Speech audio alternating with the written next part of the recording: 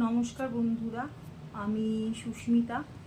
আমার চোখ মুখের অবস্থা দেখে তোমরা বুঝতেই পারছো যে আমি কতটা অসুস্থ আছি। আর তার কারণ হচ্ছে আমার জিনিমা।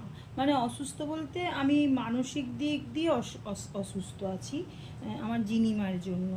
তোমরা তো অনেকেই জানো যে জিনি কিন্তু আমার অ্যাডপশন, হ্যাঁ, জিনিকে আমরা ছোট থেকে মানুষ করিনি। ও যথেষ্ট বড় অবস্থায় এসছে, তা আমি ওর বয়সটা বলতে পারি না। যাই হোক, যিনি এখন খুবই অসুস্থ, ওর ট্রিটমেন্ট চলছে। আমরা কোনো রকমভাবে ওকে ফেলে রাখিনি। কালকে ওকে নিয়ে গেছিলাম বড় হসপিটালে, সেখান থেকে ওর ট্রিটমেন্ট চলছে। ওর টিউমারের সাথে সাথে আর একটা রোগ হয়েছে, সেটা ডাক্তার বুঝতে পারছে না। সেটা টেস্ট দিয়েছে, টেস্টের পরে সেটা বুঝতে পারবে যে কি হয়েছে। যে টেস্টটা আমরা কালকে ওকে খালি পেটে করাবো, কারণ আজকে ওর স্লাইন চলেছে সকালেও। এই যে দেখো, স্লাইনের বোতল আমার এখানে ঝুলছে। সেই কারণে কালকে আমরা হসপিটালে স্লাইনটা দিয়ে এসেছিলাম।